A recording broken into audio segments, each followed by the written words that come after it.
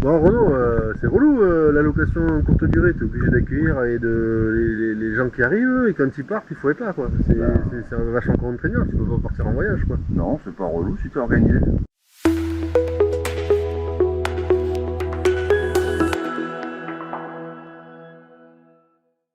En fait, c'est très simple, tu t'organises de façon à automatiser un maximum de choses.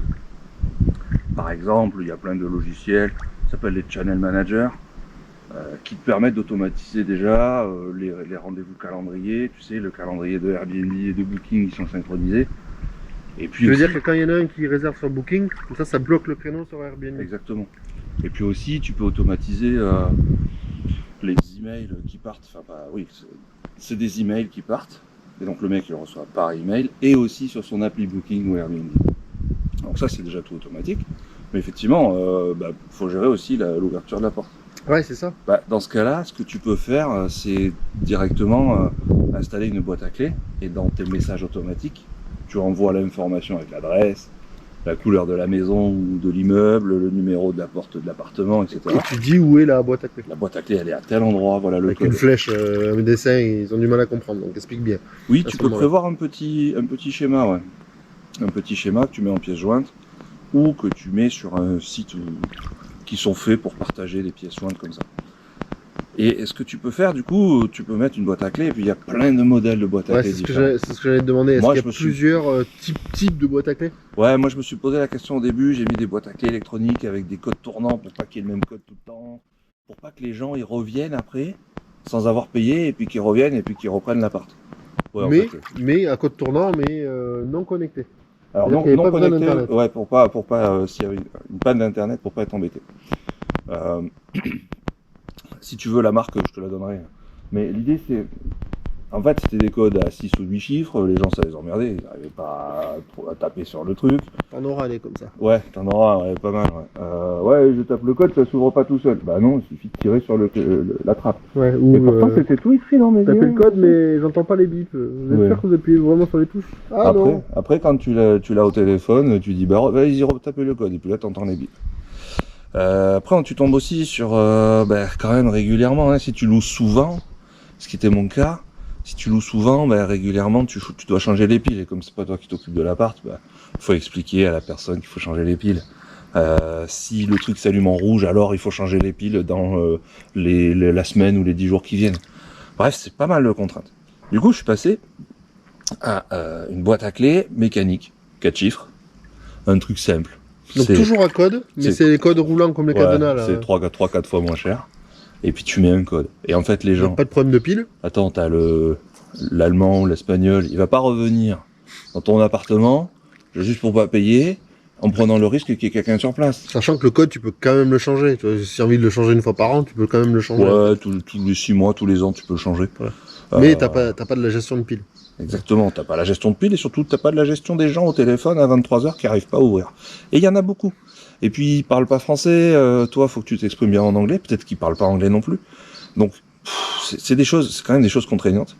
Donc mon retour d'expérience c'est quand même la boîte à clés mécanique, ça marche vraiment bien. Après il y a deux écoles, aussi dans l'autre sens, tant qu'à avoir des contraintes, tu vois, plutôt que d'avoir celui à code roulant là, que tu disais tout à l'heure, c'est elle est carrément ok à jouer le jeu, complètement connecté, d'accord, là t'as la serrure complètement connectée, la serrure. Et pas la boîte à clés, exactement, celle-là c'est la serrure carrément connectée, et en fait tu facilites l'expérience pour le client. Et tu peux l'ouvrir à distance. Exactement, tu peux l'ouvrir à distance s'il galère, ou lui tout seul il arrive et il met son téléphone, tu sais avec le NFC, hop ça ouvre. Ouais, c'est un Bluetooth. Voilà, donc en fait tu as vraiment la palette. En fonction de ce que tu veux faire et probablement aussi de la gamme que tu veux amener dans ta location courte durée. Du style maintenant, si tu commence avec la boîte à clés pas chère mécanique et tu updateras plus tard.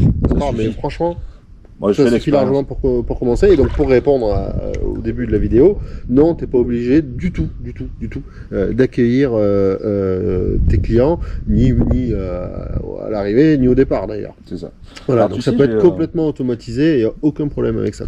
Tu sais, j'ai Sylvie, là, il y a 2 semaines, qui m'a posé une question, c'était ouais, mais comment je fais pour être sûr pour l'état des lieux? Alors, l'état des lieux, comment ça se passe? Ce que je lui ai répondu, c'est que Moi, j'ai une personne de confiance qui s'occupe de l'appartement, donc déjà, je sais que à l'arrivée, les lieux sont propres, déjà, en bon état, il y a tout l'équipement, etc. Et puis, au départ, en fait, je l'écris dans l'appartement, je l'écris dans mes messages, je vous fais confiance, et nous, on va faire un check juste après leur départ. On leur demande un départ à 11h, et puis la personne qui s'occupe de l'appart, elle arrive vers 11h30, midi. Donc entre les deux, si on observe quelque chose qui va pas, on le signale de suite à Airbnb ou à Booking. Mais ce qu'on observe aussi, c'est qu'en règle générale, du coup, les gens, s'il y a une casse, même si c'est pas eux, même si c'était l'autre jour, c'était une table basse, une petite table basse, c'est à 3 pieds là qui était abîmée. Évidemment, c'est pas eux qui l'ont abîmée. Elle a 3 ou 4 ans, la table basse. Oui, c'est l'usure normale. Voilà. Et ils m'ont fait un petit message en partant. Au fait, la table basse, elle a son pied là qui est en train de partir, faites attention. Et du coup, moi, j'ai envoyé un texto à la personne qui s'occupe de l'appart. Et elle me dit effectivement, oui, là, elle est en train de se barrer, ok, on l'a changé, et pas de problème. Donc en fait, en faisant confiance aux gens, le plus souvent, en plus, si tu fais des logements de très bonne qualité, de très haute qualité, tu filtres un petit peu les locataires que tu as. Mais si tu fais confiance, en général, les gens te le rendent avec justement ce genre de petits retours. Et de toute façon, tu fais confiance. La confiance n'exclut pas le contrôle. Et le contrôle se fera par la personne de ménage juste après. C'est ça. Donc, pas d'inquiétude. Ouais. Voilà. Si tu veux qu'on échange ensemble, tu peux nous poser tes questions en direct. C'est très simple. J'ai mis un lien dans la description. Tu nous rejoins sur le groupe Facebook. Et en fait, on fait des lives très régulièrement sur le groupe Facebook. Et tu veux nous poser tes questions, on te répond. Et comme ça, on t'aide à avancer. Et si les choses, c'est même Clément qui répondra à tes questions. Clément le Flamand. Allez, salut. À bientôt. Ciao.